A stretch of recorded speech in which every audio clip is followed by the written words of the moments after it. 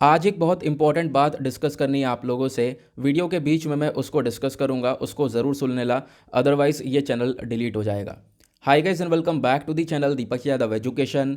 Welcome to the daily Hindu news and editorial analysis of 19 of December 2021। तो guys आज है तारीख 19 दिसंबर 2021 और है संडे। देखेंगे आज का the Hindu complete newspaper. The Hindu complete newspaper को एनालाइज करेंगे, बट लेक्चर में आगे बढ़ने से पहले अगर आप लोगों को ये कंप्लीट न्यूज़पेपर का पीडीएफ चाहिए तो क्या करना है, सबसे पहले डाउनलोड करना है टेलीग्राम और फिर जाकर सर्च बॉक्स में टाइप करना है Deepak Yadav education. As you can see guys आप लोगों को ये वाला चैनल मिल जाएगा, उस पर क्लिक करना और जाकर इस चैनल को ज्वाइन कर लेना। देखो अगर आप लोगों को इस तरीके से यह चैनल नहीं मिलता है तो नीचे डिस्क्रिप्शन बॉक्स में आप सभी लोगों को टेलीग्राम का लिंक दिया गया है, वो लिंक इसी चैनल का है। जैसे आप उस पर क्लिक करोगे ऑटोमेटिकली ये चैनल ओपन हो जाएगा, इसको जाकर ज्वाइन कर लेना। नाउ ज्वाइन करने से फ़ायदा क्या होगा, यहाँ पर आपको डेली बेसिस पर द हिंदू न्यूज़पेपर मिल जाता है, डेली करंट अफेयर के वीडियो का पीडीएफ मिल जाता है, डेली बहुत सारे डिजिटल नोट्स मिल जाते हैं और ये सारी चीज़ें मिलती हैं बिल्कुल फ्री में, तो जाकर इसको ज़रूर ज्वाइन करना। नाउ बढ़ते हैं आगे, और आगे बढ़ने से पहले हमेशा की तरह हम लोग अपने लेक्चर को एक मैप के क्वेश्चन के साथ स्टार्ट करेंगे। तो आज आप सभी लोगों को मैप में जाकर देखना है बाल्टिक सी को, बहुत इंपॉर्टेंट है। जैसे मैंने आप लोगों को बताया है, जितने भी जो प्लेसेस हैं मैं अब डिस्कस कर रहा हूँ वो सब पहले चर्चा में रह चुके हैं, तो उनको ज़रूर देखना। तो बाल्टिक सी को देखना, प्लस ये भी देखना कि इसके आसपास कौन कौन सी कंट्रीज़ है जो कि इसके साथ बॉर्डर्स को शेयर करती हैं। साथ ही साथ एक प्रीवियस ईयर क्वेश्चन को देखेंगे। ये क्वेश्चन 2009 के प्रीलिम्स में पूछा गया था। डेली बेसिस पर हम लोग यहाँ पर एक प्रीवियस ईयर क्वेश्चन को भी डिस्कस करते हैं। क्वेश्चन क्या बोलता है, कुछ स्टेटमेंट दिए गए हैं, आपको बताना है कि कौन सा स्टेटमेंट बिल्कुल सही है। पहला स्टेटमेंट ये बोलता है आईएनएस सिंधु कोश। ये जो आईएनएस सिंधु कोश है ये क्या है, क्या ये एक एयरक्राफ्ट कैरियर है? या फिर आप देख पाओगे दूसरा स्टेटमेंट बोलता है आईएनएस विराट, क्या ये एक सबमरीन है? ठीक है, आप मतलब नाम से समझ पा रहे होंगे इसका आंसर क्या होना चाहिए। फिलहाल तो अभी यहाँ पर एक क्वेश्चन कंप्लीट हुआ। ऑप्शन क्या बोलता है, ऑप्शन ए बोलता है कि इसमें से कौन सा स्टेटमेंट करेक्ट है। फिलहाल one only, B second only, C both one and two, या फिर D neither one nor two, मतलब इन दोनों में से कोई भी सही नहीं है। तो यहाँ पर इसका सही आंसर सभी लोग नीचे कमेंट सेक्शन में देना। इसके बारे में काफ़ी बार डिस्कशन कर चुका हूँ, काफ़ी बार मैंने सबमरीन्स के बारे में, एयरक्राफ्ट कैरियर्स के बारे में काफ़ी बार पढ़ाया है, बहुत सारी पिक्चर्स मैंने टेलीग्राम पर शेयर कर रखी हैं, आप लोगों को मालूम होगा। और साथ ही साथ इसका जो करेक्ट आंसर है आप लोगों को इस वीडियो में भी आज मिल जाने वाला है डेफिनेटली, तो उसको भी आप लोग यहाँ पर सॉल्व कर पाओगे। तो चलो शुरुआत करते हैं। यह है आज का सबसे पहला आर्टिकल। यहाँ पर आर्टिकल जो है हमारे एग्जाम के पॉइंट ऑफ व्यू से कुछ खास ये नहीं देखने को मिलेगा। फिलहाल यहाँ पर वर्ल्ड हेल्थ ऑर्गेनाइजेशन का एक स्टेटमेंट है और उन्होंने बोला है कि जो ये ओमिक्रॉन वेरिएंट है वो आज के टाइम पर लगभग 89 कंट्रीज़ के अंदर फैल चुका है। जो केसेस हैं वो डबल हो चुके हैं, मतलब 1.5 से 3 दिन के अंदर केसेस डबल हो गए हैं। तो इस प्रकार से हमें पता चलता है कि अपने आप में ये वेरिएंट काफ़ी हद तक कंसर्न की कैटेगरी में आता है। ठीक है, उसके बाद यहाँ पर WHO ने ये ओमिक्रॉन का नाम दिया हुआ है, ये आपको मालूम होगा। बस यहाँ पर इस आर्टिकल में इतना ही है, ज़्यादा कुछ नहीं है पढ़ने के लिए, तो यहाँ पर इसको स्किप कर सकते हो। लेकिन क्या है, यहाँ पर एक दो क्वेश्चन है जो कि मैं आप लोगों से पूछना चाहूँगा और लगभग मैं 1 से 2 बार वो पूछ भी चुका हूँ, फिर से पूछेंगे। तो यहाँ पर क्या है, बेसिकली ओमिक्रॉन का साइंटिफिक नेम क्या है, नीचे कॉमेंट सेक्शन में ज़रूर टाइप करना। प्लस उसके बाद यहाँ पर एक और बहुत सिंपल सा क्वेश्चन है कि ओमिक्रॉन वेरिएंट ऑफ कंसर्न की कैटेगरी में है या फिर वेरिएंट ऑफ इंटरेस्ट की कैटेगरी में है। ठीक है, अगर वेरिएंट ऑफ कंसर्न की कैटेगरी में है तो वेरिएंट ऑफ कंसर्न में ओमिक्रॉन के अलावा और कौन कौन से वेरिएंट्स है उनका नाम भी आपको नीचे कमेंट सेक्शन में लिखना है। कल ही मैंने इसके बारे में डिस्कशन किया है। बढ़ते हैं आगे अगले इंपॉर्टेंट आर्टिकल की तरफ। नाउ यहाँ पर जो नेक्स्ट आर्टिकल है बहुत बहुत इंपॉर्टेंट होने वाला है एग्जाम के पॉइंट ऑफ व्यू से। इस आर्टिकल को डिस्कस करेंगे, फिर उसके बाद जो मैं डिस्कशन करने वाला, जो मैं आपके साथ डिस्कस करने वाला हूँ वो मैं इस आर्टिकल के बाद आपको बताऊंगा कुछ। ठीक है, तो ध्यान से इस आर्टिकल के बाद यहाँ पर उस जो भी मैं बात बोलने वाला हूँ उसके ऊपर ध्यान से थोड़ा सा गौर फरमाना। पहले तो यहाँ पर ये आर्टिकल है, ध्यान से सुनते हुए चलना। बहुत सारी इंपॉर्टेंट चीज़ें हैं जहाँ पर एग्जाम में क्वेश्चन बन सकता है। अभी क्या हुआ है, लद्दाख के अंदर काफ़ी सारे कॉन्फ्लिक्ट चल रहे हैं। अब लद्दाख वाला एरिया यहाँ पर मांग ये कर रहा है कि हम लोग को 6th शेड्यूल के अंदर डाल देना चाहिए, मतलब हमारे संविधान में जो 6ठा शेड्यूल है वहाँ पर लद्दाख को डालना चाहिए। तो डिस्कस करेंगे 6ठा शेड्यूल क्या है, प्लस लद्दाख के अंदर ऐसी मांग क्यों उठ रही है, अगर लद्दाख को यहाँ पर 6ठे शेड्यूल में डाल दिया जाता है तो उसके लिए क्या करना पड़ेगा, प्लस यहाँ पर सरकार आज के टाइम पर क्यों लद्दाख को 6ठे शेड्यूल में नहीं डाल पा रही है या फिर नहीं डाल पाएगी, तो उसको भी हम लोग यहाँ पर डिस्कस करने वाले हैं। तो अभी फिलहाल क्या बोला गया है, यहाँ पर जो लोकल पीपल हैं, लोकल पीपल इग्नोर हो रहे हैं, लोकल पीपल का ज़्यादा यहाँ पर इंपॉर्टेंस नहीं देखने को मिल रहा है लद्दाख के अंदर, जिस वजह से वो लोग डिमांड कर रहे हैं कि हाँ बिल्कुल लद्दाख को 6ठे शेड्यूल के अंदर होना चाहिए। पहले तो आपको मालूम होगा आज से 2 साल पहले आर्टिकल 370 को ऑब्रोगेट किया गया, इनऑपरेट हो गया है आर्टिकल 370। और उसके बाद जो जम्मू एंड कश्मीर वाला एरिया है, और एक तरीके से आप कह सकते हो कि उस एरिया को बाइफरकेट किया, और बाइफरकेट करके जम्मू एंड कश्मीर और लद्दाख वाला एरिया 2 यूनियन टेरिटरीज को बना दिया गया है। ये आप सभी लोग को मालूम होगा, है ना। अब क्या हुआ, 2 यूनियन टेरिटरीज बन चुकी हैं, लद्दाख वाला एरिया अलग है, जम्मू एंड कश्मीर वाला एरिया अलग हो चुका है, दोनों अलग अलग यूनियन टेरिटरीज हैं। जम्मू एंड कश्मीर वाले एरिया के अंदर लेजिस्लेचर देखने को मिलेगा, मतलब इनकी विधानसभा है, लेकिन लद्दाख के अंदर इनकी विधानसभा नहीं देखने को मिलेगी, ये भी आपको मालूम होना चाहिए। उसके बाद क्या है, लद्दाख के अंदर से आपको एक ही एमपी देखने को मिलता है, मतलब मेंबर ऑफ पार्लियामेंट पूरे लद्दाख के रीजन से एक निकल कर आते हैं, यही सबसे बड़ा कंसर्न है। और उन एमपी का नाम क्या है, तो आप लोग नाम देख पाओगे, थोड़ा सा टिपिकल है, जामयांग सेरिंग नामग्याल यहाँ पर इनका नाम है, ये आपको पिक्चर नजर आ रहा होगा, ठीक है। तो लद्दाख से यहाँ पर इकलौते ये एमपी निकल कर आते हैं। अब यहाँ पर इन्होंने एक तरीके से पार्लियामेंट में यह मुद्दा उठाया है कि बिल्कुल लद्दाख को क्या चाहिए, लद्दाख को यहाँ पर 6ठे शेड्यूल के अंदर आना है और ये सरकार को करना होगा। अब ऐसी क्यों मांग उठ रही है, आपको मैं इसके बारे में बताता हूं। सबसे पहली बात, यहां पर क्या हुआ, 13 दिसंबर को एक तरीके से यहाँ पे लोग सब इकट्ठा हुआ और डिमांड ये की जा रही है कि हम लद्दाख को एक स्टेटहुड देना चाहते हैं, लद्दाख को एक अलग से स्टेट बना दिया जाए, ठीक है। तो यहाँ पर लद्दाख को या फिर प्रोटेक्शन दी जाए 6ठे शेड्यूल में, जैसा मैंने आप लोग को बताया। प्लस लद्दाख के अंदर क्राइसिस ये भी चल रहे हैं कि जो वैकेंसीज हैं वो पहले भी खाली पड़ी थी, गवर्नमेंट वैकेंसीज, और अभी भी खाली पड़ी हैं। तो यहाँ पर 12,000 के आसपास वैकेंसीज हैं जिसको भरा जाए। प्लस उसके बाद यहाँ पर बोला गया कि देखो लोकसभा के अंदर लद्दाख को 2 सीटें मिलनी चाहिए और राज्यसभा के अंदर भी एक रिप्रेजेंटेशन मिलना चाहिए, क्योंकि राज्यसभा के अंदर अभी एक भी सीट नहीं मिलती है लद्दाख को। तो इसी वजह से ये लोग इस चीज़ की डिमांड करते हैं और इसी वजह से यहाँ पर ये स्ट्राइक किया गया है। अब यहाँ पर हम लोग कुछ इंपॉर्टेंट इन्फॉर्मेशन अलग से समझेंगे एक एक करके सारी चीज़ों को। पहली बात मैं आपको बता दूं आर्टिकल कैसे इंपॉर्टेंट है, तो आप लोग को सारी चीज़ समझ में आ गई होंगी। हमने कॉन्स्टिट्यूशन के बारे में पढ़ा, आर्टिकल के बारे में पढ़ा, ठीक है। संविधान हम लोग ने डिस्कस किया थोड़ा बहुत, मतलब टर्म्स हमने डिस्कस करी है। तो उस बेसिस पर यह आर्टिकल जीएस पेपर 2 के पॉइंट ऑफ व्यू से इंपॉर्टेंट होगा। हमारे सिलेबस में बहुत सारे टॉपिक्स हैं, जैसे कि Indian constitution, government policies, interventions, federalism, parliament. तो आप कह सकते हो आर्टिकल बहुत ज़बरदस्त होने वाला है। तो रिसेंटली यहाँ पर यह डिमांड उठी है पार्लियामेंट के अंदर की जो लद्दाख है, लद्दाख बेसिकली आज के टाइम पर एक यूनियन टेरिटरी है, उसको 6ठे शेड्यूल ऑफ कॉन्स्टिट्यूशन के अंदर डाल देना चाहिए। ऐसा क्यों, क्योंकि वो लोग चाहते हैं उनका जो लैंड, एम्प्लॉयमेंट, कल्चरल आइडेंटिटी है वो 6ठे शेड्यूल में डालने से प्रोटेक्ट होगी, उनको एक तरीके से यहाँ पर उसको लेकर एक प्रोटेक्शन मिलेगी, एक सेफ्टी मिलेगी। तो ये यहाँ पर मांग है। अगर हम लोग यहाँ पर डिस्कस करें तो मैं आपको वो बता चुका हूँ कि जो कि 2019 में हुआ था बाइफरकेशन वगैरह, वो मैं आपको बता चुका हूँ। अब बात करते हैं यहाँ पर कि लद्दाख के अंदर ऐसी मांग क्यों उठ रही है कि 6ठे शेड्यूल में डालना चाहिए। सबसे पहली बात यहाँ पर आप देख पाओगे, इन्होंने बोला है कि जो एडमिनिस्ट्रेशन है वो यहाँ पर आप देख पाओगे बहुत कम है, मतलब जो लोग हैं, लोगों के ऊपर एमपीज बहुत कम है, एक ही एमपी है, एटलीस्ट 2 एमपी तो होने चाहिए थे, ठीक है। तो यहाँ पर ये लोगों की मांग है और इस वजह से ना जो लोग हैं वो अपने ग्रीवेंसेस को, जो अपने परेशानी वो आगे लेकर नहीं चल पा रहे हैं, लोगों को एक अच्छा रिप्रेजेंटेशन नहीं मिल पा रहा है, इस वजह से लोगों की यहाँ पर मांग है। उसके बाद यहाँ पर एक सबसे बड़ी प्रॉब्लम देखने को मिल रही है, यहाँ पर जो डोमिसाइल पॉलिसी है वो बदल चुकी है। और आपको ये भी मालूम होगा कि जब यहाँ पर एक तरीके से जो बाइफरकेशन हुआ था, ठीक है, जम्मू एंड कश्मीर को यूनियन टेरिटरी बनाया गया, उससे पहले क्या हो रहा था, उससे पहले कोई यहाँ पर, मतलब कोई भी यहाँ पे आप कह सकते हो जम्मू कश्मीर के अलावा जो हमारा देश है उसके अंदर बहुत सारे और भी बहुत सारे लोग हैं, ठीक है। क्या है, वो लोग जाकर जम्मू एंड कश्मीर वाले एरिया में प्रॉपर्टीज़ वगैरह को नहीं खरीद सकते थे।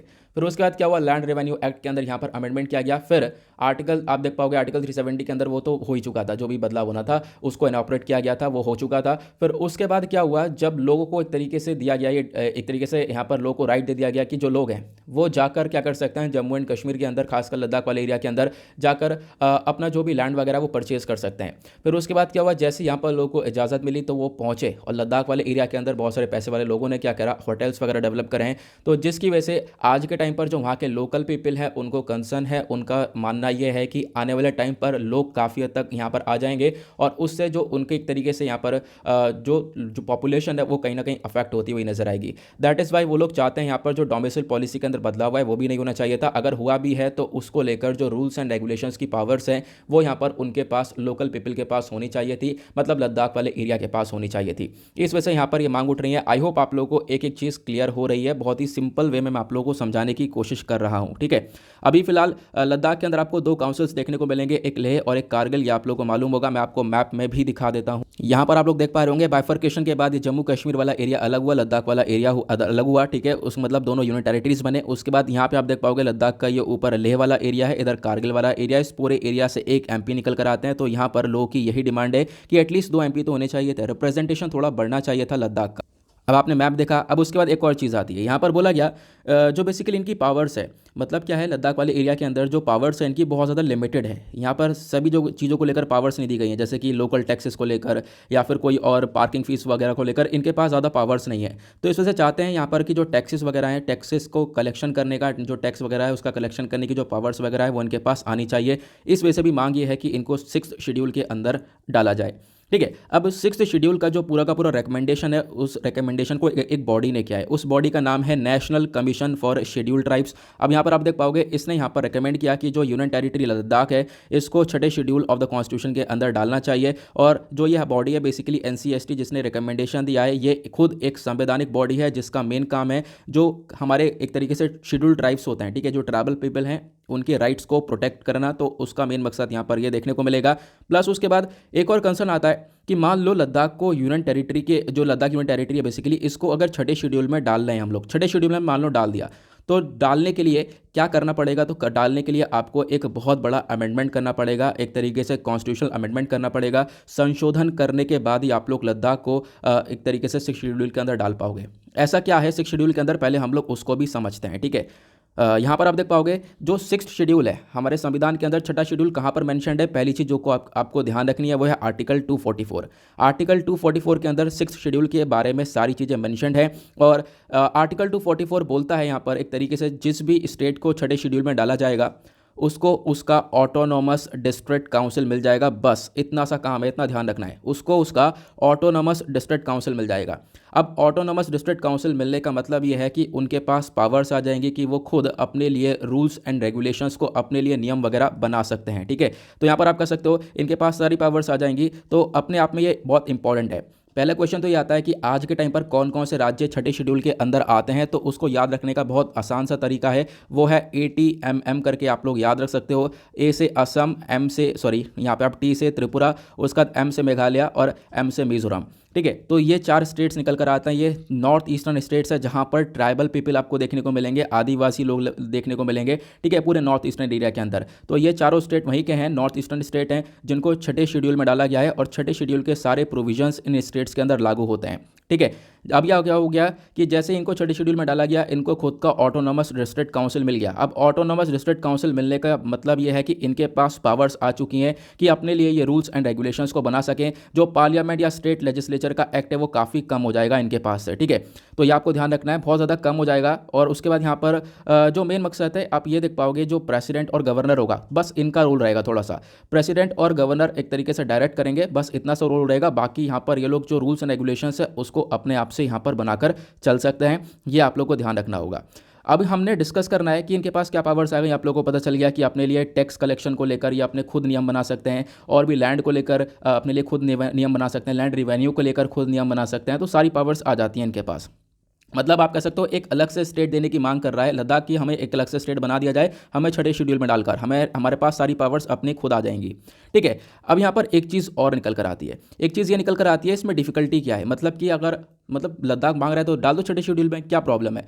तो यहाँ पर सरकार क्यों नहीं डाल सकती, अब उसके बारे में बात करते हैं। डिफिकल्टी आखिरकार क्या आ रही है? सबसे पहली बात, लद्दाख का जो इंक्लूजन है 6ठे शेड्यूल के अंदर वो बहुत बहुत बहुत डिफिकल्ट होने वाला है, मतलब पॉसिबल सा नहीं लग पा रहा है, ये हम देख पाएंगे।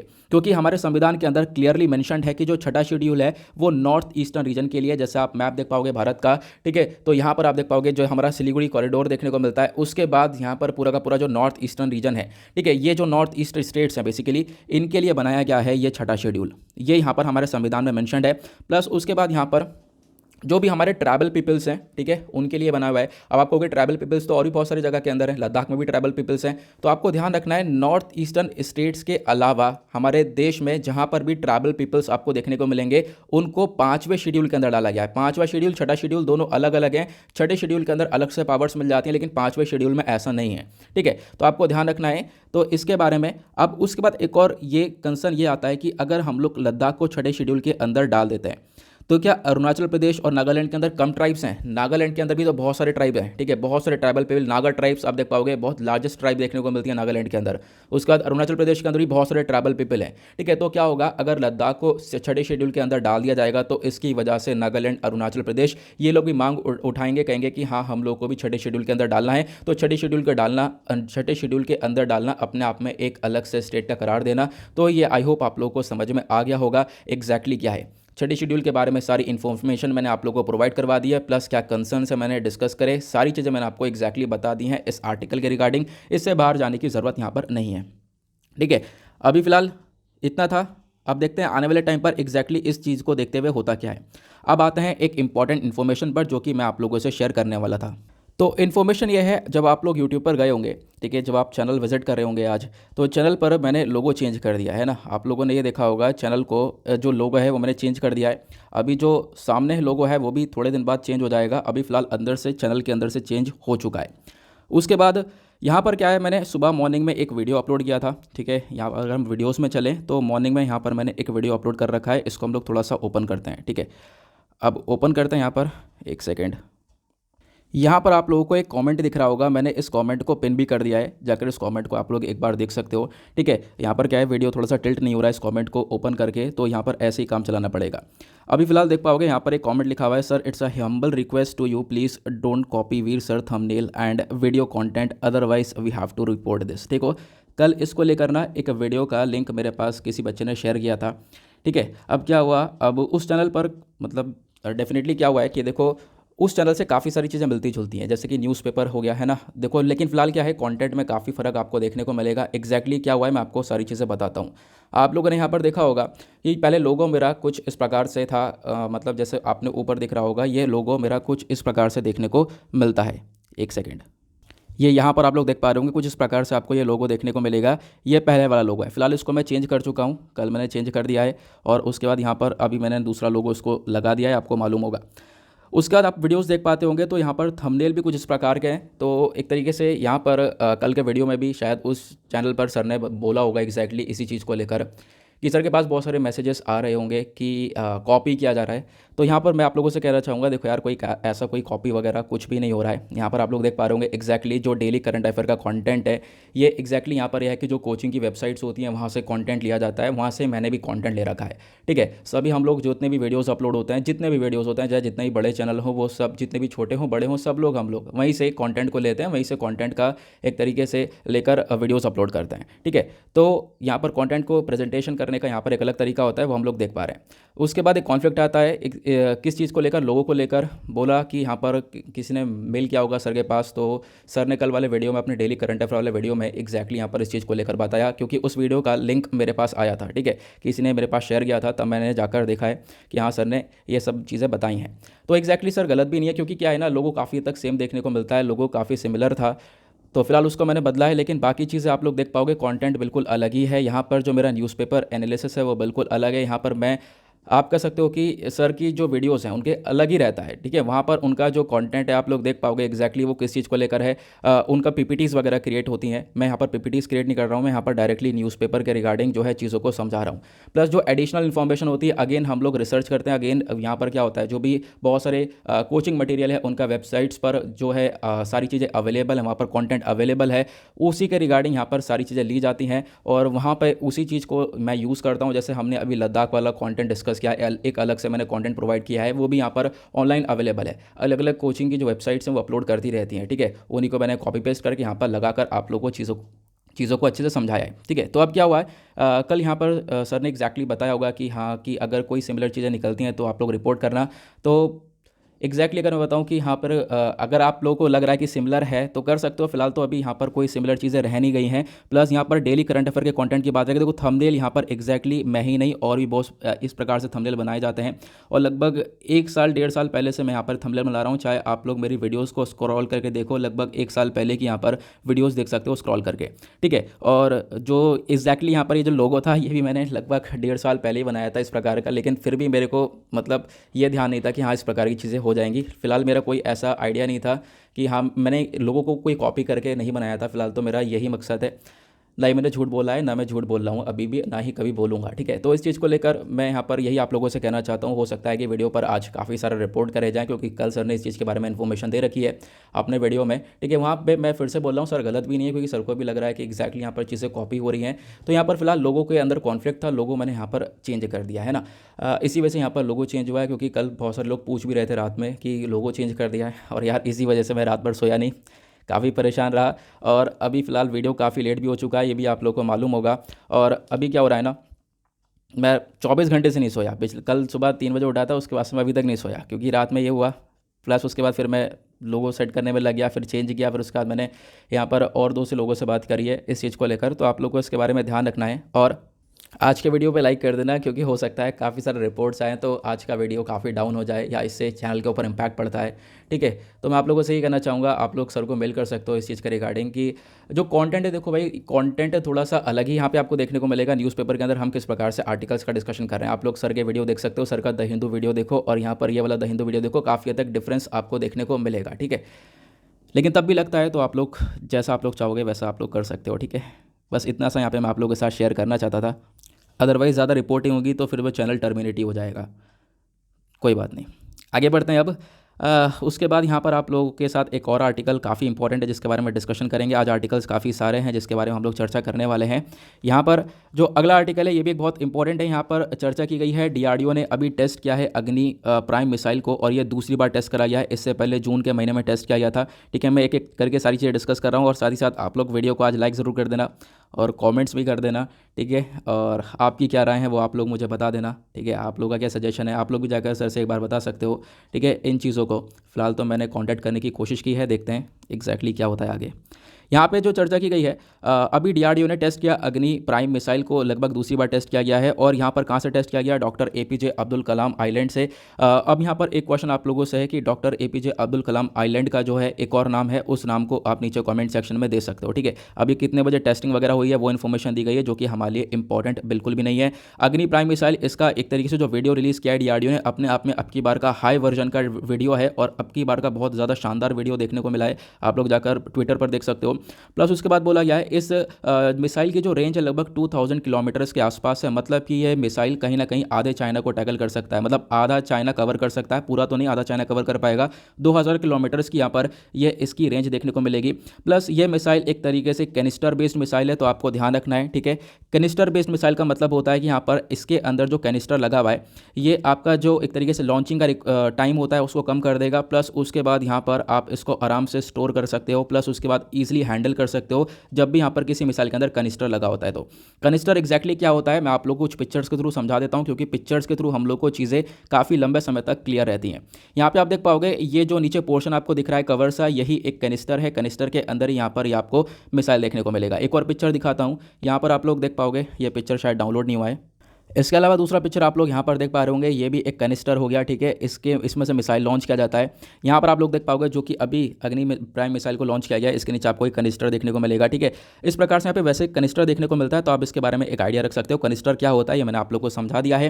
प्लस अब बात करते हैं हम लोग अग्नि प्राइम मिसाइल के बारे में। बहुत सारा डिस्कशन है जो कि करना है इस मिसाइल के बारे में, बहुत इंपॉर्टेंट है। आर्टिकल हमारा GS paper 3 defence and technology के पॉइंट ऑफ व्यू से इंपॉर्टेंट हो जाएगा। न्यूज़ में क्यों है, क्योंकि यहाँ पर रिसेंटली हम लोगों ने देखा है एक नई जनरेशन की न्यूक्लियर कैपेबल बैलिस्टिक मिसाइल, एक तरीके से अग्नि प्राइम मिसाइल का सक्सेसफुली टेस्ट किया था डीआरडीओ ने, जून के महीने में किया। उसके बाद सेकंड टेस्ट अब फाइनली अब दिसंबर में हो चुका है, तो इसके बारे में एक आइडिया रख सकते हो। अब ये जो अग्नि प्राइम मिसाइल है, ये अपने आप में एक नया जनरेशन है, एक वेरिएंट है अग्नि क्लास का। अग्नि क्लास यहाँ पर एक तरीके से आप कह सकते हो, जो अग्नि क्लास की मिसाइल्स हैं ये हमने एक प्रोग्राम के अंदर डेवलप करी है, और उस प्रोग्राम का नाम है IGMDP, मतलब कि इंटीग्रेटेड गाइड मिसाइल डेवलपमेंट। तो इसी डेवलपमेंट प्रोग्राम के अंदर आप कह सकते हो ये अलग अलग अग्नि वेरिएंट्स को बनाया गया है। तो ये प्रोग्राम क्या है ये भी मैं आप लोगों के साथ अभी शेयर करूंगा। फिलहाल क्या है, यहाँ पर ये एक कनिस्टर मिसाइल है, तो आप लोगों को ध्यान रखना है। हमने डिस्कस किया कनिस्टर क्या होता है, इसकी रेंज 1000 से लेकर 2000 किलोमीटर्स की देखने को मिलेगी। कनिस्टर के क्या फ़ायदे होते हैं ये मैंने आपको बता दिया। प्लस इसके अंदर काफ़ी सारी एडवांस टेक्नोलॉजीज़ हैं, state of the art navigation है, मतलब कि जो टारगेट होगा वो एक्यूरेसी से हिट करेगी मिसाइल। ये अपने आप में इसकी काफ़ी खासियत बात देखने को मिलेगी, एक्यूरेसी के साथ हिट करने के साथ साथ। अगर हम बात करें जो अग्नि क्लास ऑफ मिसाइल्स हैं आपको बहुत सारी देखने को मिलेंगी, ठीक है, अलग अलग अग्नि 1 अग्नि 2 करके आपको अलग अलग मिसाइल्स देखने को मिलती हैं। अगर हम अलग अलग अग्नि मिसाइल्स की बात करें तो अग्नि 1 की जो रेंज है वो 700 से लेकर 800 किलोमीटर्स की है। अग्नि 2 की हम लोग बात करें तो लगभग 2000 किलोमीटर से ज़्यादा की रेंज है। अग्नि 3 की बात करें तो 2500 किलोमीटर से ज़्यादा की रेंज है। अग्नि 4 की बात करें तो 3500 से ज़्यादा की है। अग्नि 5 की बात करें तो 5000 से ज़्यादा की है। तो इस प्रकार से आप लोग देख पाओगे। अभी फिलहाल यहाँ पर ये अग्नि प्राइम हमारे पास है, तो कि जो कि काफ़ी सारे पुराने वाले मिसाइल्स को रिप्लेस करेगा, जिनकी ऑब्वियसली जो रेंज है वो काफ़ी कम है। अभी हमने डिस्कस किया अग्नि प्राइम मिसाइल को एक प्रोग्राम के अंदर डेवलप किया गया कि खासकर जो अग्नि क्लास वाली मिसाइल्स है सारी, अग्नि 1 अग्नि 2 अग्नि 3 अग्नि 4 अग्नि 5 अग्नि प्राइम, ये जितनी भी यहाँ पर एक तरीके से कैटेगरीज है अग्नि मिसाइल की, ये सब यहाँ पर डेवलप करी गई है एक प्रोग्राम के अंडर में। उस प्रोग्राम का नाम है integrated guided missile development program. इस प्रोग्राम की स्टार्टिंग हमारे डॉक्टर एपीजे अब्दुल कलाम साहब ने करी थी, आपको ध्यान रखना है। और उसके बाद यहाँ पर ताकि इंडिया को सेल्फ सफिशिएंट बना सके मिसाइल टेक्नोलॉजी में, इस वजह से यहाँ पर इसको लाया गया। प्लस इसको अप्रूव किया गया भारत सरकार के थ्रू 1983 के अंदर, और उसके बाद इसे पूरी तरह से कंप्लीट करा गया मार्च 2012 में। प्लस इस प्रोग्राम के अंदर हम लोगों ने डिसाइड किया हम लोग 5 मिसाइल्स को डेवलप करेंगे। वो 5 मिसाइल कौन कौन सी हैं? एक है पृथ्वी। पृथ्वी क्या है तो आपको ध्यान रखना है, आपसे क्वेश्चन बन जाते हैं पृथ्वी अग्नि त्रिशूल ये कौन सी मिसाइल है? तो पृथ्वी कौन सी मिसाइल है? तो short range surface to surface missile है, मतलब आप सरफेस सतह से सतह पर यहाँ पर इस मिसाइल को छोड़ सकते हो। अग्नि में कौन सी मिसाइल है? तो अग्नि एक बलिस्टिक मिसाइल देखने को मिलेगी। आप देख पाओगे बलिस्टिक मिसाइल और क्रूज मिसाइल के अंदर काफ़ी डिफरेंस होता है। बलिस्टिक मिसाइल जो कि इस प्रकार से जाती है, आपने यहाँ से छोड़ा तो एनवायरमेंट से बाहर जाने के बाद वो वापस से एंटर कर जाती है, उसको बोलते हैं बलिस्टिक मिसाइल, ठीक है। और जो क्रूज मिसाइल होती है वो उस आपने यहाँ से छोड़ा तो इस प्रकार से जाती है, वो इसका पाथ ऐसा होता है। ये काफ़ी बार मैं आप लोग को बता चुका हूँ। तो अग्नि यहाँ पर कौन सी एक बलिस्टिक मिसाइल है, ध्यान रखना है। उसके बाद यहाँ पे बात करते हैं त्रिशूल की। तो त्रिशूल बेसिकली एक short range low level surface to air missile देखने को मिलेगा, सतह से यहाँ पर हवा में एक तरीके से आसमान में छोड़ने वाला मिसाइल है। उसके बाद यहाँ पर नाग आपको देखने को मिलेगा, NAG जिसका नाम दिया गया है। ये एक 3rd generation anti tank missile है, मतलब जो दुश्मन का टैंक है उसको उड़ाने में मदद करेगा। प्लस आकाश देखने को मिलेगा। आकाश यहाँ पर एक medium range surface to air missile है, मतलब सरफेस से हवा में छोड़ने वाला ये एक मिसाइल देखने को मिलेगा। तो आई होप आप लोग को यहाँ पर एक क्लियर हो चुका है। जितनी भी मैंने चीज़ें यहाँ पर बताई हैं क्लियर करते रहना, नोट्स बनाना चाहो तो साथ ही साथ बनाते रहना, PDF आपको मिल ही जाएगा। प्लस उसके बाद यहाँ पर ये सारी चीज़ें जितनी भी मिलती हैं आपको फ्री में मिलती हैं। पूरा न्यूज़पेपर, ऐसा कंप्लीट न्यूज़पेपर आपको टेलीग्राम चैनल पर मिल जाएगा, जाकर डाउनलोड कर सकते हो। सारे नोट्स आपको इसी न्यूज़पेपर के PDF में इनकॉर्पोरेट करके दे दिए गए हैं। प्लस उसके बाद अगर आप लोगों के PDF में ये नोट्स ओपन नहीं होते हैं तो आपके साथ एक और टेलीग्राम चैनल का लिंक मैंने शेयर कर दिया है नीचे डिस्क्रिप्शन बॉक्स में, जिसका नाम है दीपक यादव एजुकेशन नोट्स करके, तो उसको भी जाकर देख सकते हो। वहाँ पे सारे नोट्स भी मैंने शेयर कर दिए हैं। अब फिलहाल यहाँ पे बात करें तो एग्जैक्टली क्या हुआ है, तो यहाँ पर हमने इस आर्टिकल को पूरी तरह से डिस्कस किया। अब आप सारी चीज़ें लिख सकते हो। फिलहाल उसके बाद जो अगला आर्टिकल है, अगला आर्टिकल भी बहुत इंपॉर्टेंट होने वाला है। यहाँ पे चर्चा की गई है 3 air craft carriers a must house panel, मतलब जो हाउस पैनल है हमारा, ठीक है, उसका कहना यह है कि हमारे पास लगभग 3 एयरक्राफ्ट कैरियर होने ही होने चाहिए। चाइना के पास 3 एयरक्राफ्ट कैरियर है, हमारे पास भी होने चाहिए, ताकि हम लोग अपनी नेवी को और ज़्यादा मजबूत कर सकें। आज के टाइम पर हमारे पास एक एयरक्राफ्ट कैरियर देखने को मिलेगा जिसका नाम है INS विक्रमादित्य। दूसरा जो है INS विक्रांत, इसके ऊपर अभी सी ट्रायल्स जारी हैं। उसके बाद जो हमारा तीसरा है उसको बनाने की ज़रूरत है, ऐसा यहाँ पर हमारा हाउस पैनल बोलता है। जितना भी ये डिस्कशन है वो यहाँ पर पार्लियामेंट्री स्टैंडिंग कमेटी ने यहाँ पर बोला है, और इन्होंने यहाँ पर एक तरीके से डिफेंस को लेकर ये सारी चीज़ें रखी हैं जो कि काफ़ी अच्छी तरीके से यहाँ पर बताई गई हैं। क्योंकि इन्होंने बोला कि जो नेवी है हमारी, नेवी को पुश करना चाहिए कि नेवी के पास दूसरा एयरक्राफ्ट कैरियर आए। दूसरा एयरक्राफ्ट कैरियर जो है जल्दी हमारे पास आ जाएगा, उसको हम लोग कमीशन कर लेंगे। अभी फिलहाल उसके ऊपर सी ट्रायल्स चल रहे हैं। हमारे कंट्री का जो पहला वाला एयरक्राफ्ट कैरियर था, सबसे पहला वाला INS विक्रांत, ठीक है, तो यहाँ पर आप देख पाओगे, आप कह सकते हो कि उसी को एक तरीके से INS विक्रांत के नाम से हम लोग यहाँ पर अपना जो दूसरा एयरक्राफ्ट कैरियर है हमने उसको भी डेवलप किया है, जिसको हम लोग अगले साल अगस्त तक हम लोग कमीशन करने वाले हैं अपने नेवी के अंदर। तो आपको इसके बारे में ध्यान रखना है। फिलहाल एयरक्राफ्ट कैरियर क्या होता है मैं आप लोगों को पहले बता देता हूं, फिर उसके बाद वापस से आर्टिकल के ऊपर आएंगे। ये आप बड़ा सा वेसल देख पा रहे होंगे, बड़ा सा जहाज देख पा रहे होंगे। इसका साइज़ बहुत बड़ा है, जितना आप लोगों को दिख रहा है इस पिक्चर से भी कई गुना ज़्यादा बड़ा है, ठीक है। तो इसी को हम लोग बोलते हैं एयरक्राफ्ट कैरियर। अब आपने 2 वर्ड सुने, एयरक्राफ्ट कैरियर, सिंपल सा आप समझ गए होंगे। एयरक्राफ्ट जो भी हमारे विमान है उसको कैरी कर सकता है, इस वजह से इसको एयरक्राफ्ट कैरियर बोला गया है। पता है इसके ऊपर कितने हेलीकॉप्टर्स आ सकते हैं? हेलीकॉप्टर्स लगभग 10 आ सकते हैं। 10 हेलीकॉप्टर्स को आप रख सकते हो, प्लस उसके बाद 24 जो 24 MiG-29 KS 34 एयरक्राफ्ट आप रख सकते हो, ठीक है। मतलब 24 आप कह सकते हो MiG-29 के जो एयरक्राफ्ट है वो भी रख सकते हो। तो टोटल मिलाकर यहाँ पर 34 एयरक्राफ्ट्स को आप इस पूरे जहाज़ के ऊपर रख कर कैरी कर सकते हो। और फिर आप समझ रहे होंगे कि किसका साइज़ क्या होगा। साइज़ इसका अपने बहुत बड़ा है, मतलब इसकी जो लेंथ है वो 284 मीटर्स के आसपास है। जो ये हमारे कंट्री का पहला एक तरीके से एयरक्राफ्ट कैरियर है जिसका नाम है आईएनएस विक्रमादित्य, जो कि आज के टाइम पर काम कर रहा है, ठीक है, वर्किंग में। इसका जो डिस्प्लेसमेंट वेट देखने को मिलेगा वो है 44,570 टन्स के आसपास। हाइट जो है इसकी 60 मीटर के आसपास है, मतलब आप कह सकते हो 20 मंजिल का जो बिल्डिंग होगी उसके जितनी यहाँ पर इसकी हाइट देखने को मिलेगी। तो अपने आप में कितना बड़ा ये जहाज़ है आप लोग को एक तरीके से अब इमेजिन आप लोग कर पा रहे होंगे। उसके बाद आज के टाइम पर आईएनएस विक्रमादित्य तो है ही हमारे पास। उसके बाद दूसरा जो है आईएनएस विक्रांत के ऊपर हमने काफ़ी पैसा खर्चा है, इसको डेवलप किया। इसके ऊपर सी ट्रायल्स लगातार जारी हैं, ये भी आप लोग को ध्यान रखना है। अभी फिलहाल यहाँ पर इन दोनों के अलावा एक तीसरा एयरक्राफ्ट कैरियर होना चाहिए, इसको लेकर चर्चा की गई है, ठीक है। प्लस हमारे पास अगर हम अपने नेवी की बात करें तो सबमरीन्स भी बहुत सारी हैं। आप लोगों से एक सिंपल सा क्वेश्चन और बनता है कि हमारे पास न्यूक्लियर पावर सबमरीन कितनी है, ठीक है। उनका नाम भी आपको नीचे कमेंट सेक्शन में बताना है, क्योंकि बहुत ही कम है तो उनका नाम आप लोग बता पाओगे, ठीक है। फिलहाल जो हमारे पास बाकी सारी जो कन्वेंशनल सबमरीन है वो आपको अलग अलग देखने को मिलेंगी। यहाँ पर आप देख पा रहे होंगे जो कलवरी क्लास है, शिशुमार क्लास है, सिंधु कोश क्लास है। जो सिंधु कोश क्लास है ये रशिया के साथ डेवलप करेगी है। तो आईएनएस सिंधु क्या है, एक सबमरीन है। तो आप लोग अब आराम से वो क्वेश्चन सॉल्व कर पाओगे जो कि बिल्कुल स्टार्टिंग में आपसे पूछा गया था, ठीक है। तो ये सबमरीन्स के बारे में बताया गया, जो कि पहले मतलब कुछ खास चीज़ें नहीं है। अभी फिलहाल जो एयरक्राफ्ट कैरियर के बारे में डिस्कशन करना था वो मैंने आपको बता दिया है। तो काफ़ी इंपॉर्टेंट हो जाता है हमारी नेवी के लिए, क्योंकि हमने देखा कि आज के टाइम पर चाइना अपना जो तीसरा एयरक्राफ्ट को इंडक्ट करने वाला है जल्दी, चाइना का मीडिया ये बता चुका है।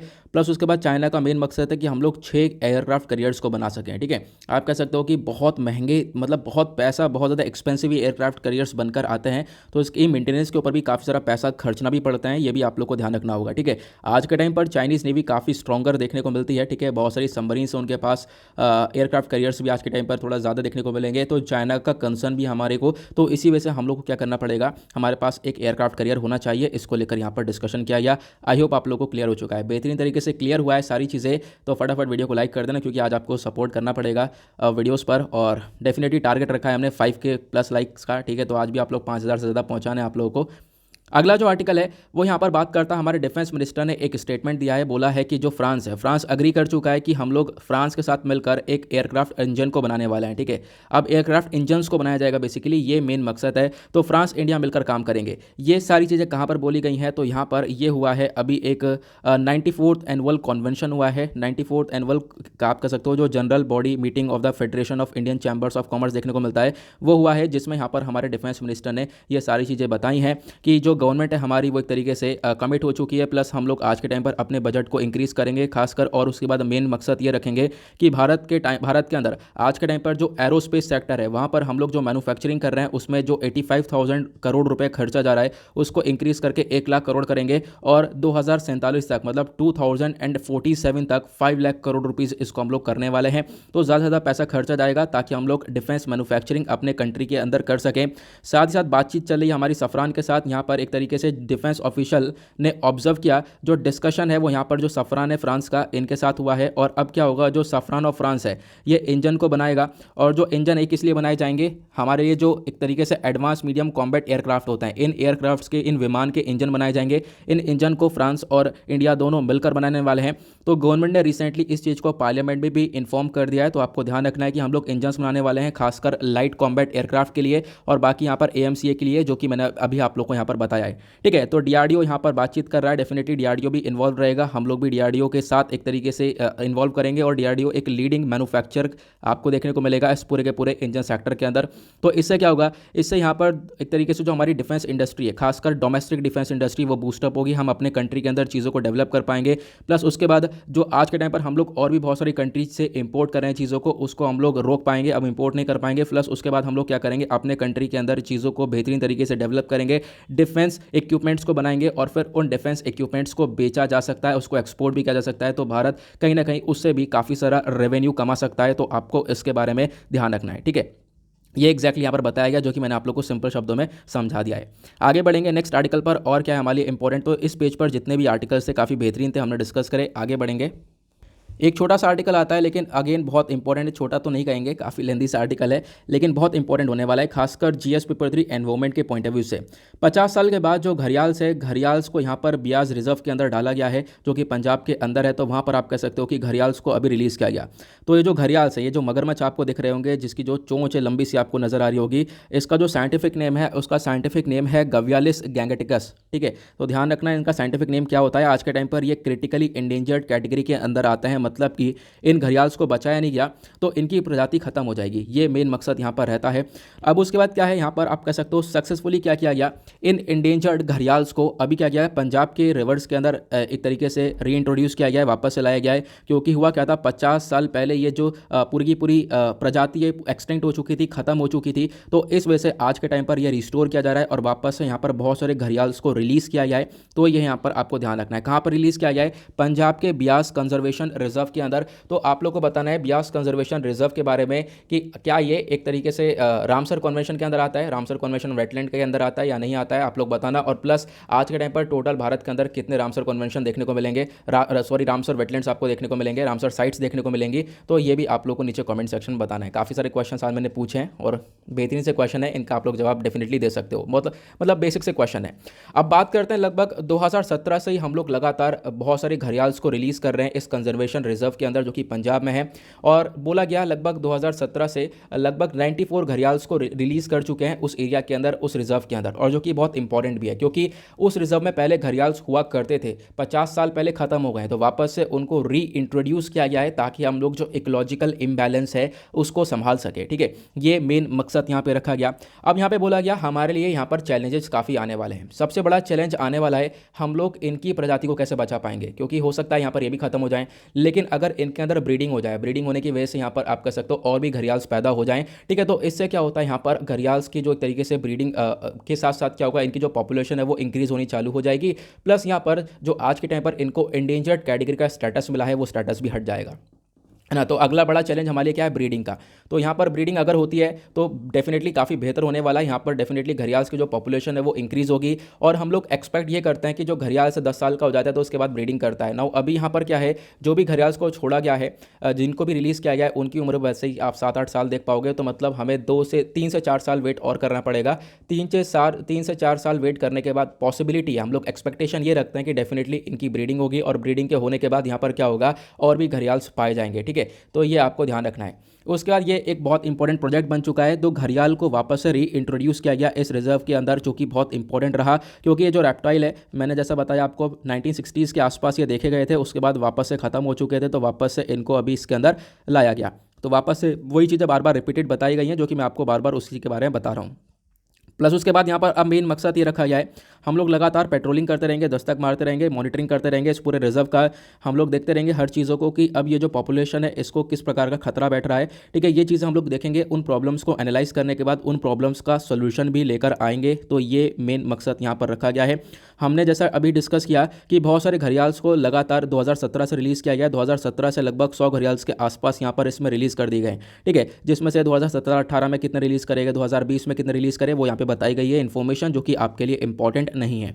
अब बात करते हैं एग्जैक्टली घड़ियाल्स के बारे में। घड़ियाल्स के बारे में आपको 2-4 बातें जाननी होंगी, जो कि बहुत इंपॉर्टेंट है। जैसे मैंने बताया, आर्टिकल जीएस पेपर 3 एनवायरमेंट के पॉइंट ऑफ व्यू से इंपॉर्टेंट हो जाएगा।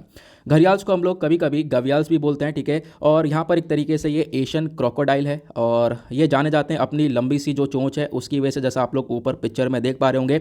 इंडिया के अंदर आज के टाइम पर क्रोकोडाइल्स की 3 प्रजातियां आपको देखने को मिलेंगी। ठीक है, 3 प्रजातियां के अंदर जो पहला आपको घड़ियाल देखने को मिलेगा, जिसका साइंटिफिक नेम है गैवियलिस गैंगेटिकस। ठीक है, इसको IUCN की रेड लिस्ट के अंदर एक तरीके से क्रिटिकल इंडेंजर्ड के अंदर डाल रखा है। मतलब कि अगेन ये जो प्रजाति है काफ़ी खतरे में है, जिसके बारे में हम अभी डिस्कशन कर रहे हैं। उसके बाद जो दूसरी प्रजाति पाई जाती है भारत के अंदर क्रोकोडाइल की, वो है मगर क्रोकोडाइल। ठीक है, इसका साइंटिफिक नेम है क्रोकोडाइलस पॉलिस्ट्रस। ठीक है, ये IUCN की कैटेगरी के अंदर वल्नरेबल सेक्शन के अंदर आता है। उसके बाद सॉल्ट वाटर क्रोकोडाइल आता है, जिसको हम लोग बोलते हैं क्रोकोडाइलस पोरोसस। ठीक है, ये लीस्ट कंसर्न की कैटेगरी में आता है। मतलब इसको लेकर कुछ खास चिंता करने वाली बात है नहीं। ठीक है, ये आपको ध्यान रखना है। अब बात करते हैं घड़ियाल्स के हैबिटेट को लेकर कि घड़ियाल्स का हैबिटेट क्या है। तो एक तरीके से इनका नेचुरल हैबिटेट देखने को मिलेगा, खासकर जो नॉर्थ पार्ट है इंडिया का, वहाँ पर आपको फ्रेश वाटर में जो साफ पानी होता है वहाँ पर घड़ियाल्स देखने को मिलते हैं। ठीक है, इनका जो प्राइमरी हैबिटेट है वो एक तरीके से चंबल रिवर देखने को मिलेगा, खासकर चंबल रिवर के अंदर। और चंबल रिवर अपने आप में एक सहायक नदी है यमुना की, ये आप लोग को मालूम होगा, ठीक है।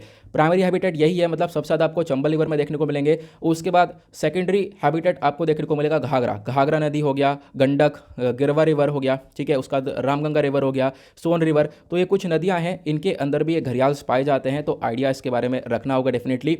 उसके बाद जहाँ पर भी घड़ियाल्स की पॉपुलेशन है जिस भी नदी के अंदर, वो क्या इंडिकेट करता है, वो यहाँ पर इंडिकेट ये करता है कि उस नदी का जो पानी है वो बिल्कुल साफ सुथरा है, क्योंकि घड़ियाल्स एक फ्रेश वाटर में रहना पसंद करते हैं। आज के टाइम पर घड़ियाल्स को काफ़ी खतरा है, तो इसकी वजह से हम लोग बहुत सारे एफर्ट्स लगा रहे हैं ताकि इनकी जनसंख्या को बचाया जा सके। जैसे कि उत्तर प्रदेश के अंदर अलग अलग यहाँ पर नेशनल चंबल सेंचुरी को बनाया गया, ठीक है। अलग अलग हम लोग रिहेबिलिटेशन सेंटर्स को बना रहे हैं ताकि हम लोग घड़ियाल्स की पॉपुलेशन को बचा सकें। उसके बाद आज के टाइम पर इनको खतरा क्या है, देखो खतरा ये है कि रिवर का अंदर पॉल्यूशन काफ़ी बढ़ रहा है, नदी के अंदर जो एक तरीके से गंदगी है वो काफ़ी बढ़ रही है, ठीक है। डैम वगैरह बना रहे हैं जिसकी वजह से यहाँ पर ये सब कुछ हम लोग को देखने को मिल रहा है। बहुत सारा फिशिंग ऑपरेशन चलाया जाता है जिसकी वजह से यहाँ पर क्रोकोडाइल्स मारे जा रहे हैं। उसके बाद फ्लड्स की वजह से भी क्रोकोडाइल एक तरीके से खत्म होते हुए नजर आए। प्लस इलीगल तरीके से जो सैंड माइनिंग होती है, रेता निकाला जाता है नदी से, ठीक है, और या फिर आप कह सकते हो पोचिंग होती है, इनका इलीगल व्यापार होता है, ठीक है। तो इन चीज़ों की वजह से यहाँ पर क्या होता है कि यहाँ पर इनको खतरा है और इनकी पॉपुलेशन को बचाना इसी वजह से आवश्यक हो जाता है। अगला आर्टिकल, ऊपर एक छोटा सा आर्टिकल देखने को मिलेगा, वनडे एग्जाम के पॉइंट ऑफ व्यू से इंपॉर्टेंट हो सकता है, बस खाली नाम ध्यान रखना। फॉर्मर सुप्रीम कोर्ट के जज हैं नानावती, आप कह सकते हो कि इनकी अभी डेथ हुई है। एक तरीके से इन्होंने बहुत बड़े बड़े केसेस को इन्वेस्टिगेट किया। इन्होंने यहाँ पर जो गोधरा और एंटी-सिख राइट था उसको इन्वेस्टिगेट किया था। फिलहाल यहाँ पर अभी इनकी एक तरीके से डेथ हुई है और रीज़न था कार्डियक अरेस्ट, मतलब कि आप कह सकते हो हार्ट अटैक, जिसकी वजह से यहाँ पर हार्ट रिलेटेड कोई प्रॉब्लम्स थी जिनकी वजह से यहाँ पर ये डेथ हुई है। तो वनडे एग्जाम में क्वेश्चन पूछा जा सकता है, फिलहाल आपको अभी यूपीएससी के पर्सपेक्टिव से इसको नहीं पढ़ना है। आगे बढ़ेंगे, अगले आर्टिकल पर आएंगे, डायरेक्टली वर्ल्ड सेक्शन पर देखेंगे दुनियादारी में क्या चल रहा है। यहाँ पर आता है एक इंपॉर्टेंट आर्टिकल, क्या चर्चा की गई है। जर्मनी बोलता है कि जो नॉर्ड स्ट्रीम है ये हम लोग रशिया के लिए ओपन नहीं करेंगे अगर रशिया यूक्रेन में अटैक करेगा तो, ठीक है। आपने देखा होगा पिछले कुछ दिनों में मैंने काफ़ी बार रशिया यूक्रेन का बीच का जो भी रिलेशन है वो काफ़ी बार डिस्कस किया है, ठीक है। काफ़ी कुछ चीज़ें मैंने आपको बता रखी हैं, प्लस आपको इनके रिलेशंस पढ़ने हैं, इनके कॉन्फ्लिक्ट्स पढ़ने हैं, इनका इतिहास पढ़ना है। तो ऑलरेडी मैं नोट्स जो हैं टेलीग्राम चैनल पर सेंड कर चुका हूँ, दीपक यादव एजुकेशन नोट्स वाले पर, उसको भी जाकर ज्वाइन कर सकते हो। दो टेलीग्राम चैनल हैं, दोनों को ज्वाइन कर लेना। जैसे आप दीपक यादव एजुकेशन टाइप करोगे दोनों चैनल आपके पास आ जाएंगे, उनको ज्वाइन करके आप लोग वहाँ पे सारे जो बेनिफिट्स हैं वो अवेल कर सकते हो। अब बात करते हैं यहाँ पर क्या हुआ कि जो नॉर्ड स्ट्रीम है बेसिकली यहाँ पर नॉर्ड स्ट्रीम क्या है, ये एक पाइपलाइन है। उस पाइपलाइन ये जो पाइपलाइन है बेसिकली, इस पाइपलाइन से जो रशिया है वो यूरोपियन यूनियन के अंदर खासकर क्या करता है, गैस की सप्लाई करता है। इसको थोड़ा सा हम लोग चीज़ों को पिक्चर के थ्रू एनालाइज कर दें ताकि हम लोग चीज़ों को लंबे समय तक याद रख पाएँ। यहाँ पर ये आपको पिक्चर दिख रहा होगा, पहले तो मैं आपको मैप दिखा देता हूँ। इधर आपको रशिया नज़र आ रहा होगा, नीचे यूक्रेन नज़र आ रहा होगा, पीछे आपको ये जर्मनी नज़र आ रहा होगा, ऊपर बाल्टिक सी है ना। तो इसी वजह से यहाँ पर बाल्टिक सी को बोला गया है कि आज आप लोगों को मैप में जाकर देखना है बाल्टिक सी को, क्योंकि बहुत इंपॉर्टेंट है, चर्चा में आ चुका है। और बाल्टिक सी को इसलिए भी मैंने बोला आपसे मैप में देखना क्योंकि ये जो सी है ये जून के महीने में चर्चा में रहा था। और यहाँ पर आप देख पाओगे रशिया से एक पाइपलाइन निकाली गई है, ठीक है। अब ये जो पाइपलाइन है ये इस सी से निकल कर आ रही है, इस बाल्टिक सी से, और निकल कर आ रही है जर्मनी में जाके कनेक्ट हो रही है। इसको बोला जा रहा है नॉर्ड स्ट्रीम 2 का मतलब क्या है कि ये मतलब दूसरी पाइपलाइन है। हाँ बिल्कुल दूसरी पाइपलाइन है, इससे पहले भी यहाँ पर एक और पाइपलाइन कनेक्ट हो चुकी है। मैं आपको ये वाली इमेज में दिखाता हूँ। ये वाली इमेज में जो आप लोग ये डार्क कलर की ब्लू वाली लाइन देख रहे होंगे, ये नॉर्ड स्ट्रीम वाली लाइन है, ये 2 वाली नहीं है। तो यहाँ पे रशिया से क्या हो रहा है, एक पाइपलाइन जा रही है कहाँ पर, जर्मनी में। रशिया के व्योबोक से जर्मनी के ग्रेफ्सवॉल्ड वाले एरिया को कनेक्ट करती है, आप देख पाओगे। प्लस उसके बाद जो डॉट डॉट वाली लाइन आपको दिख रही होगी ये नॉर्ड स्ट्रीम 2 वाली लाइन है। बेसिकली यहाँ पर जो ये वाली लाइन है इसका क्या मकसद है, यहाँ पर ये जो लाइन है ये अभी कंस्ट्रक्शन में इसका पूरी तरह से ओपनिंग नहीं की गई है, तो आपको ध्यान रखना है इसकी ओपनिंग नहीं हुई है। इसको लेकर पहले भी काफ़ी कंसर्न देखने को मिले, रशिया ने यूएस ने इसके ऊपर रोक लगा रखी थी, उसके बाद यूएस ने वापस इसके ऊपर से रोक हटा दी है। अब कंसर्न ये है जर्मनी ये बोलता है कि अगर रशिया यूक्रेन वाले रीजन को इन्वेड करेगा, यूक्रेन के ऊपर अटैक करेगा, तो जर्मनी इस पाइपलाइन को ओपन नहीं करेगा। और अगर यहाँ पर ओपन नहीं करेंगे इस पाइपलाइन को तो रशिया को इससे बहुत नुकसान होगा, क्योंकि रशिया बहुत सारी गैस सप्लाई करता है यूरोपियन यूनियन के अंदर। तो इससे नुकसान तो यूरोपियन यूनियन को भी होगा, क्योंकि यूरोपियन यूनियन आज के टाइम पर बहुत ज़्यादा डिपेंडेंट हो चुका है रशिया के ऊपर गैस सप्लाई को लेकर। तो आपको ये कंसर्न समझना होगा, ठीक है। तो यूक्रेन कहाँ पर है, तो रशिया के नीचे आपको यूक्रेन देखने को मिलेगा, इसके नीचे ये क्रीमिया वाला रीजन देखने को मिलेगा। तो अपने आप में दोनों इन कंट्रीज़ के बीच में काफ़ी सारे कॉन्फ्लिक्ट्स भी देखने को मिलते हैं। अभी मैं फिलहाल आपको कुछ और इन्फॉर्मेशन देता हूँ, ठीक है, अलग से इन्फॉर्मेशन प्रोवाइड करवाता हूँ जो कि और बहुत इंपॉर्टेंट है। आर्टिकल हमारे लिए काफ़ी इंपॉर्टेंट हो जाता है, खासकर एग्जाम के पॉइंट ऑफ व्यू से। हमने डिस्कस किया जो पाइपलाइन है ये 12 1200 किलोमीटर का पाइपलाइन देखने को मिलेगा, जो कि एक तरीके से रशिया को जर्मनी से कनेक्ट करता है। और यहाँ पर आप कह सकते हो कि बहुत सारी गैस सप्लाई की जाती है। ऑलरेडी यहाँ पर एक पाइपलाइन कनेक्टेड है जहाँ पर हम लोग बहुत सारी गैस को सप्लाई भी करते हैं, ठीक है। आने वाले टाइम पर ये जो पाइपलाइन है नॉर्ड स्ट्रीम 2 वाला, इसको भी ओपन करेंगे। और ओपन करते पता है ये कितनी गैस सप्लाई करेगा? लगभग 110 बिलियन क्यूबिक मीटर्स की जो गैस है वो सप्लाई करेगा जर्मनी को हर साल। तो अपने आप में समझ सकते हो कि आज के टाइम पर यूरोपियन कंट्रीज, खासकर जो जर्मनी वगैरह है, ये कितनी ज़्यादा डिपेंडेंट है रशिया के ऊपर गैस सप्लाई को लेकर, खासकर गैस को लेकर। तो उसी को डिस्कशन करेंगे हम लोग। जो यूरोपियन यूनियन है उसका डिपेंडेंस रशिया के ऊपर काफ़ी ज़्यादा देखने को मिलेगा। जैसे कि यूरोपियन यूनियन का जो डिपेंडेंस है रशिया के ऊपर, खासकर नेचुरल गैस को लेकर, वो 40% तक है। मतलब आप कह सकते हो कि इनकी जो ज़रूरत है यूरोपियन यूनियन की, वो 40% की ज़रूरत यहाँ पर रशिया पूरी करता है। ये अपने आप में एक बहुत बड़ा नंबर है। उसके बाद यहाँ पे कंसर्न बहुत सारे आते हैं। देखो, जियोपॉलिटिकल इशू भी आता है, यूक्रेन का इशू भी आता है, क्योंकि एक पाइपलाइन यूक्रेन से भी जाती है। लेकिन क्या हो रहा है, जब यहाँ पर एक पाइपलाइन जब यूक्रेन से जा रही है तो यूक्रेन की बजाय यहाँ पर रशिया वाले का इस्तेमाल ज़्यादा हो रहा है। इस प्रकार की चीज़ें हम लोग देख पा रहे हैं, ठीक है। आई होप आप लोगों को ये क्लियर हो चुका है एग्जैक्टली क्या मुद्दा है। मैंने आपको इस मुद्दे के जितने भी बेसिक्स हैं, जितना भी एडवांस लेवल है, वो सब कुछ समझा दिया है। सिंपल सा इस आर्टिकल के अंदर मकसद कहना यही है कि अगर रशिया अटैक करता है यूक्रेन पर तो वो पाइपलाइन को ओपन ही नहीं किया जाएगा, ठीक है, क्योंकि जिसके ऊपर कंस्ट्रक्शन लगातार चल रहा है। आगे बढ़ेंगे नेक्स्ट आर्टिकल के ऊपर। और क्या है इंपॉर्टेंट, तो आज संडे है, पेज नंबर 10 पर और साइंस एंड टेक का पेपर आया। देखो, हर संडे को साइंस एंड टेक्नोलॉजी के आर्टिकल्स आते हैं बहुत सारे।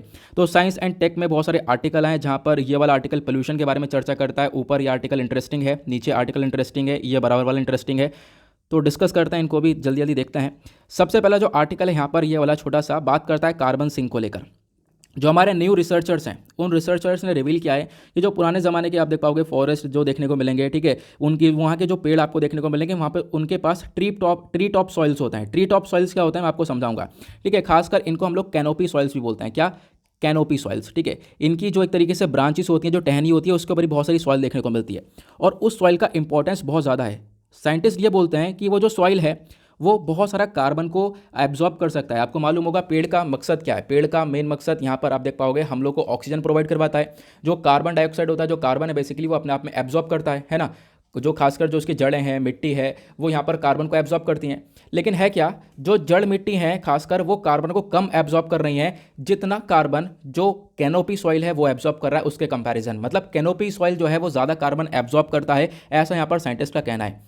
तो आपका क्वेश्चन होगा आखिरकार बता दो कैनोपी सॉइल आखिर क्या है। तो मैं आपको समझाता हूँ इसके बारे में। इसके रिगार्डिंग मैंने यहाँ पर कुछ पिक्चर शेयर करे हैं, या आप देख पाओगे। ये 3 साल पहले का एक आर्टिकल पब्लिश हुआ था सॉइल्स मैटर की वेबसाइट पर, उस पर जाकर भी आप लोग देख सकते हो।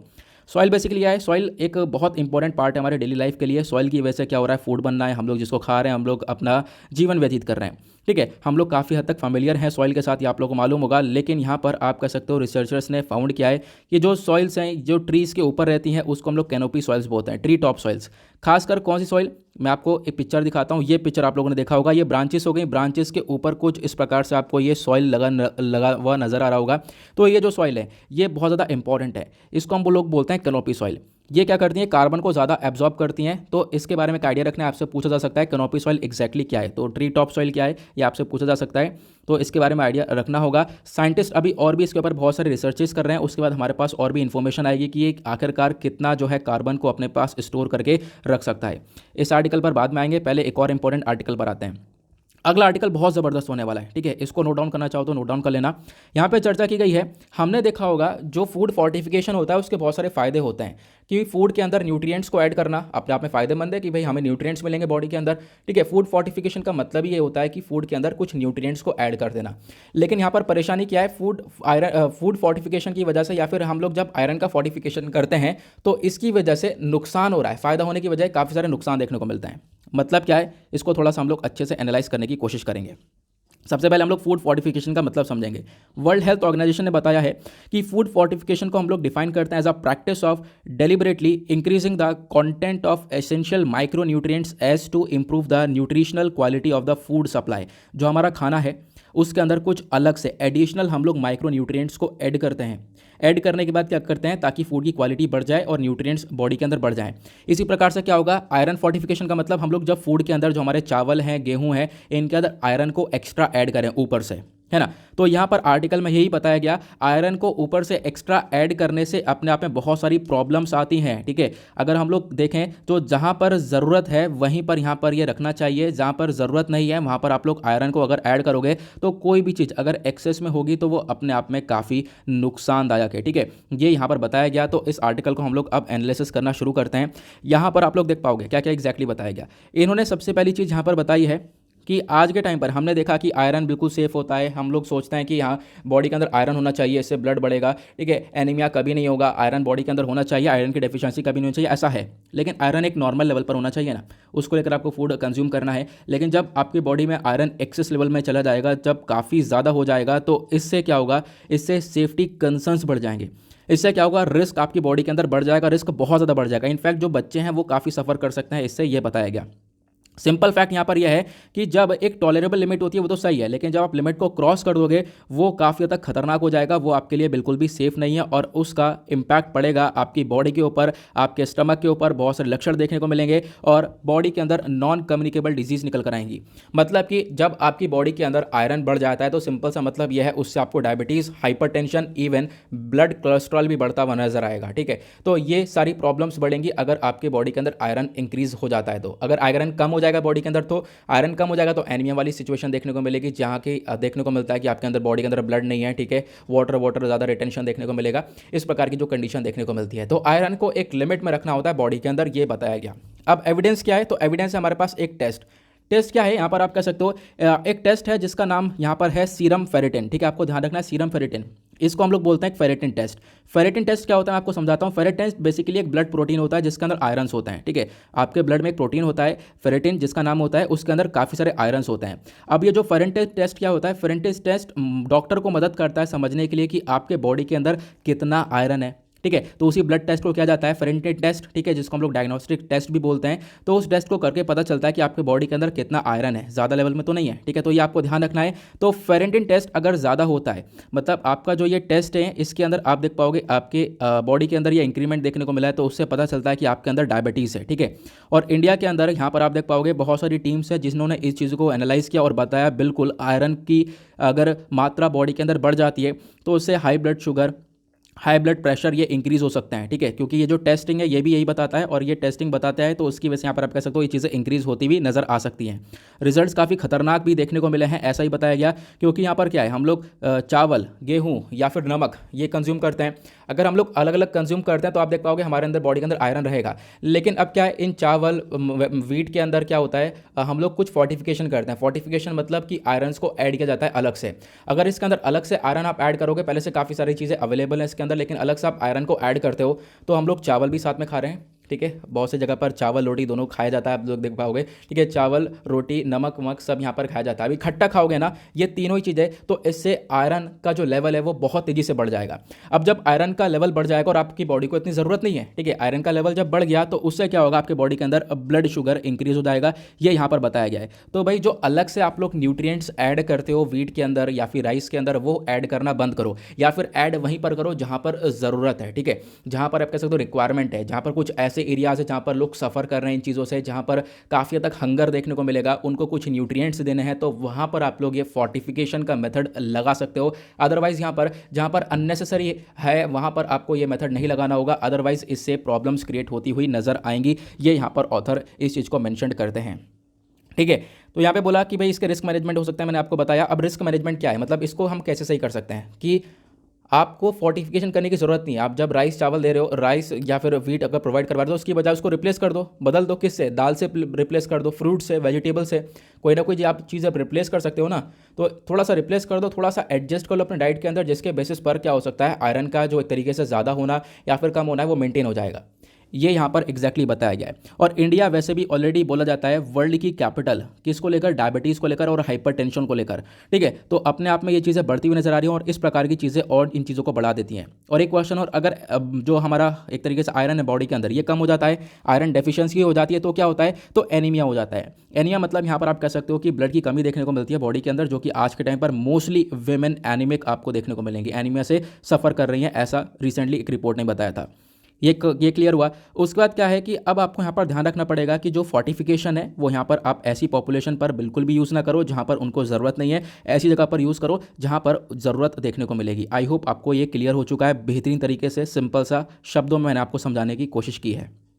अगला आर्टिकल पर आते हैं। नेक्स्ट आर्टिकल चर्चा करता है यहाँ पर एक डायनासोर के बारे में। यहाँ पर बोला गया high dead theropod dinosaur jaws become stronger as they evolve. मतलब कि जो थेरोपोड डायनासोर्स हैं इनके जो जबड़ा है वो लगातार स्ट्रॉन्ग होता हुआ नजर आया है। थेरोपोड डायनासोर्स की बात करें तो यहाँ पर आप कह सकते हो ये एक ऐसे डायनासोर्स देखने को मिलते हैं जो कि काफ़ी बड़े थे, ठीक है, बहुत बड़े साइज़ में थे, बहुत लार्ज स्केल साइज़ इनका देखने को मिलता था इन डायनासोर्स का। और इनका जो है जो जबड़ा है वो टाइम के साथ और मजबूत होता हुआ चला गया, ठीक है, टाइम के साथ इनका जो जबड़ा है वो और ज़्यादा मजबूत हुआ। तो बोला गया जो थेरोपोड साइरस ये जो यहाँ पर जो थेरोपोड डायनासोर हैं ये मजबूत कैसे हुए, ये अपने जबड़े की वजह से मजबूत होते हुए नजर आए, ठीक है। अब क्या हुआ, जबड़ा मजबूत होगा तो डेफिनेटली यहाँ पर यह हार्ड से हार्ड जो फूड है उसको भी आराम से कंज्यूम कर पाएंगे, ठीक है। तो इसी चीज़ को लेकर यहाँ पर चीज़ें रिवील करी गई हैं। जो थेरोपोड डायनासोर्स हैं यहाँ पर आप देख पाओगे एक तरीके से ये अपनी डायट्री की वजह से, अपनी डाइट्स की वजह से जाने भी जाते थे। और उसके बाद पहले तो यहाँ पर इन्होंने कार्निवोरस से स्टार्ट किया था, मतलब जानवर वगैरह खाते थे। उसके बाद ये शिफ्ट हो गए स्पेशली कार्निवोरस के ऊपर, फिर ओमनीवोरस के ऊपर शिफ्ट हुए, देन हर्बीवोरस के ऊपर शिफ्ट हुए। तो बहुत सारी इस प्रकार की चीज़ हम लोगों ने देखने को मिली है, ठीक है। अब क्या हुआ, यहाँ पर आप कह सकते हो कि इन्होंने काफ़ी सारे चेंजेस को अडॉप्ट किया। और ये सारी रिसर्चेस किसने करी है, ये सारी रिसर्चेस करी है यूनिवर्सिटी ऑफ ब्रिमिंघम ने। तो आपको ध्यान रखना है, इन्होंने रिसर्च करके बताया है, ये बताया कि जो जॉ है वो थेरोपोड डायनासोर के अंदर लगातार मजबूत होता हुआ नजर आया है। ये हमने ट्रेंड देखा है, ठीक है, ये हमने ट्रेंड देखा है, लगातार मजबूत होता हुआ नजर आया है। कुछ कार्निवोरस जानवर, कुछ कार्निवोरस डायनासोर देखने को मिलता है जिनको बोलते हैं हम लोग टायरानोसोरस, ठीक है, अलग अलग नाम है। अभी जो डायनासोर था जिसका नाम है थेरोपोड डायनासोर, उसके बाद यहाँ पर है टायरानोसोरस। तो आपको ध्यान रखना है ये अलग है।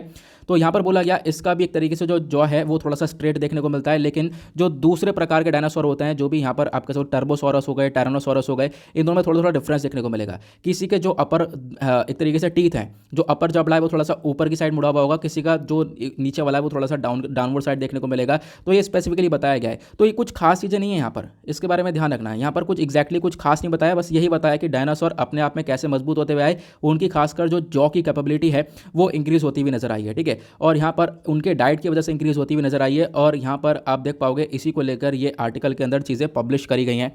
आई होप आपको क्लियर हुआ। एक चीज़ और देखने को मिली, जो कार्निवोरस वाले देखने को मिलते थे, मतलब कि जो जानवर खा रहे थे, जो डायनासोर जानवर खा रहे थे, ठीक है। अब क्या हुआ, उनके ज़्यादा स्ट्रॉन्ग टीथ नहीं थे, जैसे मैंने आपको बताया। फिर उसके बाद ये जानवर से खाते खाते कार्निवोरस से धीरे धीरे शिफ्ट हुए स्पेशल कार्निवोरस पर, देन ओमनीवोरस पर, देन उसके बाद हर्बीवोरस पर। जब ये एक तरीके से प्लांट्स को खाने लगे, प्लांट क्रॉपिंग को खाने लगे, तो क्या है, जब प्लांट्स को आपने खाया तो उसको रिपीटेटिवली आपको उसको स्ट्रेस देना पड़ेगा। तो उसकी वजह से यहाँ पर क्या हुआ, इनका जबड़ा और ज़्यादा मजबूत होता हुआ नजर आया। आई होप आपको ये क्लियर हो चुका है, ठीक है।